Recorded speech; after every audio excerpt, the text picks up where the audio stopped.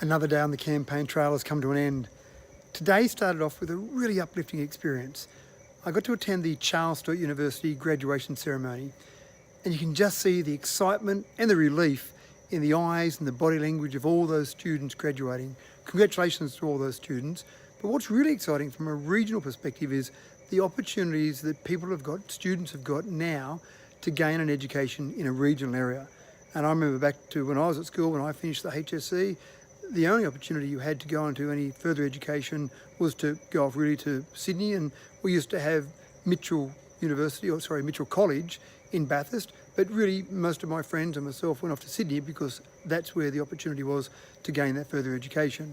Now you've got that opportunity, some great opportunities in regional New South Wales, regional Australia, and that makes such a difference. You can hold on to all that great talent.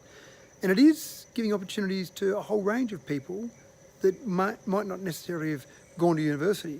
And I remember the first time I was asked to go to Charles Sturt University here in Dubbo and talk at O Week.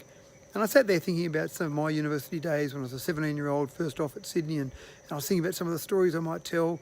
And I looked out across the audience and I thought, wow, there's either a lot of parents that have come along to see their children off, or I've got the demographic completely wrong. So I very quickly whispered to the person sitting beside me and I said, are these all students here in front of us?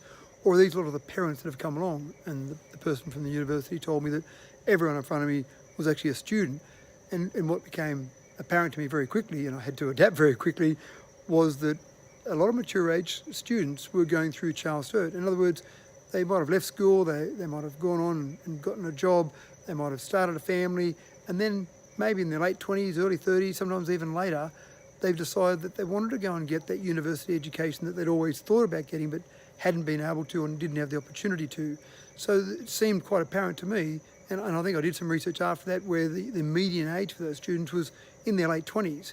So it became quite apparent that people were choosing education as another option later on in life. I quickly had to change what I was going to say to people. It wasn't relevant to talk about what you might do as a 17 or 18-year-old, and I quickly changed what I might do and talk about there. But again, those students that graduated today, a lot of those students were a lot older than you might think of a university student being, say, 21 when they graduate. And that's very exciting. They finally achieved what they wanted to achieve, and probably in certain circumstances, they probably were better students because they'd actually experienced life a little bit and really were determined and had chosen what they wanted to do.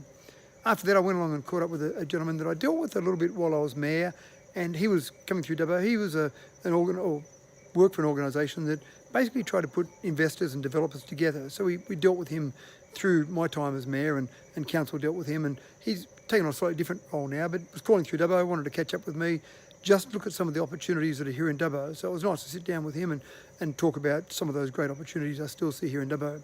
I then had the opportunity to catch up with the Dubbo Regional Council Mayor and CEO.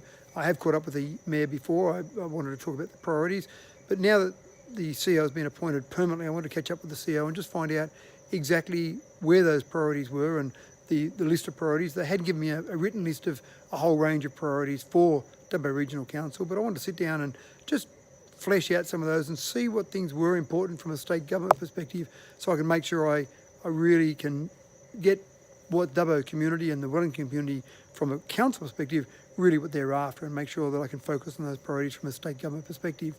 I then spent the rest of the afternoon preparing for tomorrow. Of course, tomorrow we've got our third campaign office opening. We're opening the Narromine office. No other candidate before has ever opened an office, or 3 different offices, and I'll be opening my 4th one, hopefully before Christmas in Mudgee. No other candidate before has opened up 4 campaign offices. I have stressed during the campaign that I'm trying to be a representative across the whole electorate. Obviously, candidates have opened offices before in Dubbo, or they might have opened offices in different parts of the electorate, but no one before has been so committed to the electorate. They've opened up 4 campaign offices. So that's a really exciting thing. Number 3 tomorroor, as I say, number 4, hopefully before Christmas. I've just got to finish the sign writing and finalise a few details there, but I've done the planning for that now. So tomorrow morning, 10:30 a.m. it starts, 11 a.m. will be the official opening, the official ribbon cutting there as part of the Narromine campaign office opening. We'll be live streaming that, so tune in for that live streaming. But if you're in the Narromine area, or in fact if you're anywhere, you want to come along and be part of that, please come along. It's great to see people there as part of that, and people supporting me in me supporting the overall electorate. Hopefully see you tomorrow, either live stream or in flesh, and I'll catch up again at the end of the day tomorrow for another summary of my day on the campaign trail. This has been Mathew Dickerson, your independent voice.